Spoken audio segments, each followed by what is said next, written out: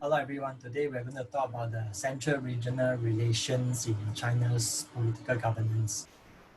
Central regional here will mean the relationship between Beijing and the provinces of China, the rest of China. Actually, it's not just provinces, but would also include counties, towns, cities, municipalities, and you can even bring in your special administrative region, okay, like Hong Kong, Macau. But Taiwan definitely is no. But for CSE, we'll mainly be looking just at mainland China. Okay, so for the H2 students, please watch this video with a copy of your 2.1 lecture, and for H1 CSE students, refer to your 2.1 as well. Okay, take note, this lesson only provides you with the broad framework for better understanding of this topic. It does not follow strictly the sequence and content of your notes. Okay, so you watch this, but don't expect me to give you all the details and the facts that you need to know. Okay, for H1 students, this lesson will enhance your understanding on the principles of CCP governance. Principles of CCP governance means the what do you call that? The underlying rules, the underlying norms, okay, upon which how the Chinese government actually run China. Okay, we will also be learning about the strengths and challenges of China's political system. So China's political system, as we all know, is a one-party state. Okay, many people say it's authoritarian. Okay, some say it's totalitarian. So you must know the distinction. Authoritarian means this system, okay, would be governing top down. Okay, but that is not as strict or as tight as an totalitarian rule. Okay, in the totalitarian rule, as you have learned, okay, for some of you who have taken history, Nazi Germany, for example, or Stalin, Soviet Union, that is totalitarian. Okay, whereby the government try to control not just the economy, the politics, the defense, the security, and whatnot, but also through propaganda, censorship, and education, the government try to control the minds of the people as well, the mindset, and try to shape the values of the people as well. So that one is more on the totalitarian side. China is actually between authoritarian and totalitarian. It's very hard to define what China is. Because if you go to China, actually, if you go to the media, for example, you talk to the people, the citizens of PRC, within PRC, in PRC, you'll find that any topic goes, you can talk about anything except criticizing CCP. Again, so China is quite a difficult system to define if you were to use the terminology of modern or what we have academically, the discipline of political science. You'll find that it's very hard to classify where the Chinese system stand. So there was a term which I just encountered, I think last week or 2 weeks ago, okay, called partitocracy. That's a new term, partitocracy, meaning this is a system that is run by one party. So they have a name for it called party, state being one, and then they dominate the system. It's neither democracy, of course not democracy. Okay, it's neither oligarchy. Oligarchy means you have a few people very powerful running the country. Okay, but what we see is, of course, you have the elites running this country, China, PRC. But these elites have a common identity. Okay, they have a common, what they call that, a common institution, okay, upon which they will pledge their loyalty, and that is CCP. So that is a party-run state. Okay, so we will learning about this. Okay, the impact of central regional relations will show us all this, including their impact on state-society relations. So this is for the H1 student. For the H2 CSE students, in addition to the above, this topic on central regional relations should reinforce your understanding on many things. It's not just within key issue 2, but also in key issue 3, with regard to the development of modern and civil society in China. Remember, we talked about internet, religiosity, NGO. So central regional relations will provide you good examples that you can bring in essays or case studies with regard to all these key issue 3 topic, that you can make your essay even more beefy, more 3-dimensional. So take note of that. Okay, and also central regional relations, they are very relevant to other key issues as well, such as the sustainability of Chinese economic development and also China's global image. Okay, that one I will cover later on. So this is akan datang. Take note. Okay, so what is central regional relations is about? Okay, central regional relations essentially means the political relationship between a central government, okay, in Beijing. Okay, I hope that you know China's capital is in Beijing, and the numerous local authorities distributed throughout China. Okay, if managed well, there will be political stability and development. And if this relationship is not handled properly, there will be chaos and division. Okay, it's quite easy to understand. So it is in the government's interest to make sure that between the central government and the regional governments or the local authorities, okay, there's a consensus, there is a uniformity, okay, there's significant uniformity, there's loyalty, okay, there's consistency. So this is very, very important. Okay. On the other hand, if let's say the regional government dare to do things, okay, they are against the wish of the central government. Take for example, pollution. So the central government will say heavy fines on the industries, okay, they are polluting very heavily. Okay, heavy fine on those factories and businesses that's polluting the river. But say the local government, they are corrupted. That will mean that the local government, okay, their autonomy now has become defiance, actually undermine the effectiveness, okay, the efficiency or the efficacy of the kind of policies that Beijing wants for China. So it can be a very big headache, okay, for the central government Beijing if let's say the local government will not to adhere to the orders of Beijing. Okay, we go into the context of central regional relations. Context means we go into the background, the historical background, okay, as well as what happens in the period of that part of Chinese history immediately after 1978. So that one is important, so please pay attention. Okay, traditionally, given the size and the diversity of China, okay, China is not as big as, for example, Russia, or not as big as Canada. But the fact that in China you see a lot of people, okay, you see diversity, you see nationalities, you see ethnicities, okay, and in different places of China they have their custom, they have even in the olden days they have their language, and divided by mountains, rivers, and so on. This central regional relations has always been a challenge, okay, to many Chinese dynasties. They are a major threat to the authority of successive regimes in China. So there's a Chinese saying called the mountains are high and the emperor is far. So the Chinese saying is 山高皇帝. As such, defiance or the non-adherence to orders from the central government has been common, okay, for the past 2,000 to 3,000 years of Chinese history. And the Chinese also have this saying that the division and unity form cycles in history. 分久必合，合久必分. Okay, the belief has always been that when China is divided, China will be weak. Okay, when China is united, when central authority is strong, usually that will be the situation that will precede prosperity and strength for the entire country. Okay, so this has been their traditional historical belief. Okay, now interestingly, when China was first opened up, okay, we're talking about the opening up market reforms in 1978-79 by Deng Xiaoping. Decentralization was actually promoted.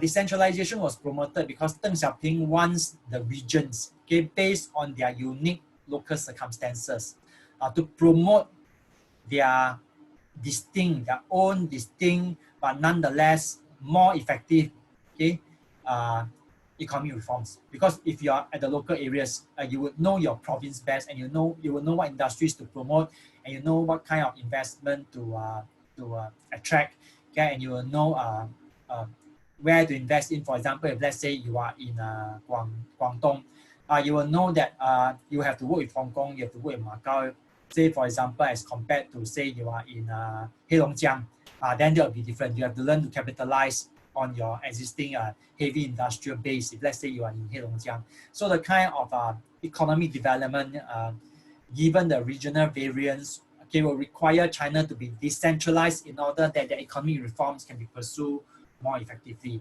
So Deng Xiaoping actually allowed for that. But that decentralization during Deng Xiaoping's era also comes with a price. And what's the price? Is that at that point of time, Beijing is very, very poor. So when Deng Xiaoping said decentralized, okay, with power comes greater responsibility as well. The local authorities, they will not get any money, they will not get any funding or resources from the central government because the central government is very poor. So as you are given more autonomy to make your own economic decisions, Okay, you are also responsible. You are also, okay, playing the main role on your own to gather your own resources, to pay for your own infrastructure, to pay for your own building of factories, okay, etc. You will promote your own economies, okay, so on and so forth. So at that point of time, China is highly decentralized. But as a result of this decentralization, although economic reform has been promoted quite successfully, there has been issues like corruption. There has been issues like lack of rule of law, lack of institutionalization in the banks. The Bank of China, or the China has four main banks. Four main banks. Okay, I think including the Central Bank of China. These banks, they have their branches in all these provinces, but as a result of that decentralization, these banks actually in different provinces, they offer different financial services. Sometimes the interest rate are not even the same, and this is a big headache for China. If this happened at the beginning stage, it is okay, because this is just the beginning. So you need to decentralize, you need to motivate, you need to incentivize. Even corruption is okay, because Deng Xiaoping at that point of time see corruption as an incentive for local officials to between provinces to compete. This is your bonus. This is your what they call that, your extra revenue for working so hard to make your locality an economic success. So you deserve that so-called revenue, which is actually in today's term is bribe. But Deng Xiaoping allowed that, it's okay. But as China become more developed, okay, you need to have more standards. You need to have standardization, especially you want to join a global organization like the World Trade Organization, WTO. You want to capitalize on the trust of other developed nations. Okay, you want to get the most favored nation trading nation treatment, most favored nation trading treatment, say from USA. You want to be listed in a New York Stock Exchange, but that one is later on. But in order to be internationally recognized, in order to be a credible trading partner, to be a credible commercial player on the international scene, standardization has to happen. So after Deng Xiaoping, we have Jiang Zemin. So Jiang Zemin start to centralize, okay? And slowly you have people like Hu Jintao doing something. Okay, but the most significant era actually comes during Xi Jinping's era from 2013. So remember, Xi Jinping era is 2013. In 2013, which we will discuss later, okay, more determined and institutionalized efforts are made to centralize power, because decentralization by Hu Jintao's period has caused a lot of issues. Okay, a lot of issues. Hu Jintao cannot solve many problems because during his era, during his so-called presidential term, okay, I may use that American phrase. China is highly decentralized, okay, but not as decentralized as Deng Xiaoping era. But China is still decentralized. You still have power base. You still have the different political cliques operating in a very powerful manner. It's not just political clique, because these cliques, they also own state enterprises, okay, situating themselves in the different provinces, okay, operating in a manner that is quite akin to, say, a warlord, for example. Say, for example, in 2008, okay, when China experienced that Sichuan earthquake, okay, I don't know whether you heard about the Sichuan earthquake. When China experienced that Sichuan earthquake, okay, the China TV station actually went to the site, the disaster site, and filmed the rescue effort. And actually, the Prime Minister of Hu Jintao at the point of time is Wen Jiabao. Wen Jiabao was there, okay. And in front of the camera, he actually expressed the exasperation, okay, of the challenges that Beijing faced, okay, when Beijing tried to get a nearby region to get their PLA, the People's Liberation Army, to come and help in some of the disaster relief effort. So even Hu Jintao and Wen Jiabao at that point of time has difficulty getting regional power boss, the regional political boss, okay, to send their forces to help in a national disaster like the Sichuan earthquake in front of camera. Imagine this can happen in front of camera. Okay, what more do you think has been happening when the camera is not turned on? So that was a big headache. From Xi Jinping's period onwards, things start to change. And today, China, I tell you, is highly centralized. Okay, so we go into the more general things like this one. Okay, there are centrifugal force and centripetal force. Okay, centripetal means you pull China together. The forces that motivates or compels centralization. On the other hand, you also have forces pulling China apart. Okay, so the forces that push China apart, okay, as you can see here, geographical distance, course. Okay, you have the ethnic cultural diversity. Then we talk about Deng Xiaoping reforms, separation of party and state. Actually, point number 4 is not so important anymore because today things have changed a lot, really a lot. Okay, this is actually a piece of note that I've taken from, I extracted from, I think I made this in 2014 or 2013, 2014. Today things have changed a lot. Okay, today party and state is highly unitary. They are even talking about getting rid of whoever is representing the state. Okay, let me give you an example. Say this is a university or school, okay, or this is a army unit. Okay, the head of an army unit or the head of a school. Okay, let's say the school, we have the principal, or for the university, we have the chancellor, and then for army, okay, we have the commander. Okay, and that's it. That's it. No more already. But in China, just like in Soviet Union, shadowing the commander, shadowing the chancellor or shadowing the principal. Okay, they have the party secretary. So every leader in the state is shadowed by a party secretary. Who do you think is more powerful? If you say party secretary, means you have been paying attention, okay, in the previous lessons. Party secretary is usually the one that's more powerful. When the separation took place during Deng Xiaoping's period between party and state, this has resulted in a lot of provinces having a lot of autonomy, because whichever leaders that is representing the state side, okay, whether you are the minister, whether you are the principal, whether you are the director, okay, usually these are the people from the local provinces. Okay, party secretary that are shadowing them, okay, during Deng Xiaoping's period and later on, they are usually people sent from Beijing, for example. So as a result of this system of separation of party and state, China before Xi Jinping has been highly centralized. Today, they are taking away the state position. Meaning today, if you go to a university, you don't see any chancellor, party secretary. Okay, they are very quickly, this is what I read. Very quickly, they are just having one person, party guy. He is probably not going to be called a party secretary. There's probably going to be some other appointment name for him. Okay, this one later on when we look at other materials, if it's included in any of the narrative that I'm going to refer to, okay, I'll point that out to you. Okay, so today they are moving towards just one, but last time they need to have two. Okay, Deng Xiaoping did have his own reason for why party and state must separate.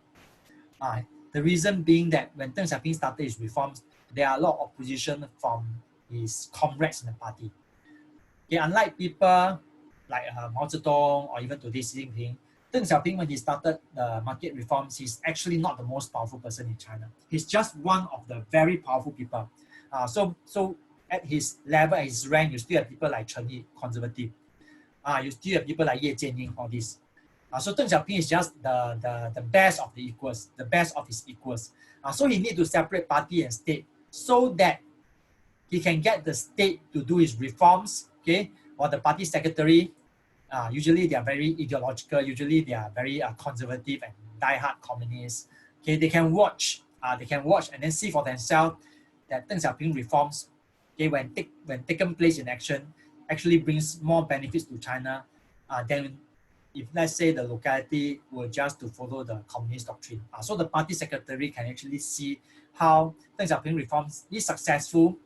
Okay, and the person who makes Deng Xiaoping reforms, economic reforms successful is usually the leader that's holding on to the state. But in a few years' time, you see many party secretary jumping on the wagon and join Deng Xiaoping reforms. Okay, so this is the early rationale. Okay, so now the trend is, I repeat again, they start to see this separation as outdated. Okay, you also have interpersonal networking amongst officials from the same locality. Okay, so in China, because they are very big and some of them, they speak their own dialect, so different cliques will form, okay, and this will have a decentralized effect on the political unity of CCP. Okay, also the traditional modus operandi. Modus operandi means the mode of operation of Chinese state. Since imperial time has always been Beijing set the broad guidelines and region decide on the methods of implementation. So I say, say for example, master this topic on central regional relations. Okay, what time you want to do is up to you. Where you want to do is up to you. How you want to do it is up to you. Okay, why? Because let's say I have 1,000 students. I cannot tell you, oh, everyone, okay, at this point of time, you must do this. At that point of time, you must do that. Okay, and you must memorize this, memorize that, for example. Okay, and then I have to go down to your books and then check you. Okay, for Beijing to take care of the whole of China, it's like me trying to take care of, say, 1,000 students alone, for example. So I allow for decentralization to take place. Okay, so long as in the end you show me your results. Okay, there are also different priorities for some localities. So some localities like Tibet, autonomous regions, their priorities are not the same as, say, for example, Hong Kong or Shenzhen or Xiamen or Shanghai. Okay, okay. So if you are not clear, you can ask your tutors to explain any of these ideas because they're actually quite broad to you. Okay. On the other hand, there are also factors that contribute to political centralization. Okay, what's the meaning of political centralization? Meaning you have a lot of uniformity, a lot of adherence from the localities towards Beijing. So a lot of obedience, okay, a lot of, what do you call that? A lot of consistency. What Beijing say is carried out. Okay, for example, largely identical culture and historical consciousness. So the Chinese, wherever they are, most of them are actually Han. Okay, so they see themselves as one people. They use the same language, they speak the same language. It's not like India. Okay, so many official languages. So that consciousness is there. All of them want the same thing. They want China to be strong, etc. There's also education and propaganda by CCP to make sure that their loyalty lies only on one foresight, which is CCP. Appointment of local officials, governors, officials by Beijing. So they rotate. So you're from province A, you're born in province A, but I can post you to province B. And after serving for certain years in province B, I post you to province C, for example. So you owe loyalty to no one but Beijing. Okay, control of national monetary and fiscal policy by Beijing. This is very important. This one started during after Jiang Zeming's period. Okay, during and after Jiang Zeming's period, starting from 1992. Okay, from 1992 onwards.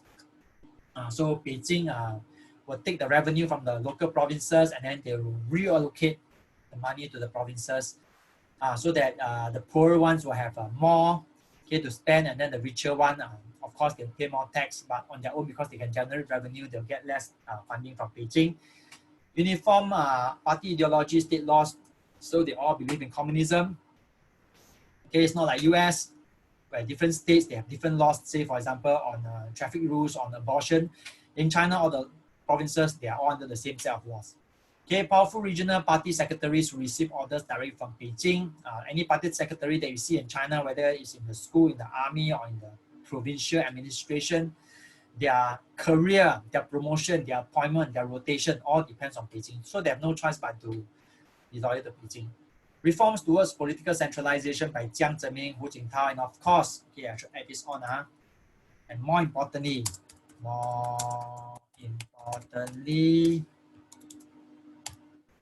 C. Okay, why I say more importantly C is because unlike Jiang and Hu, okay, C has done the most to centralize China. Today, China is highly centralized.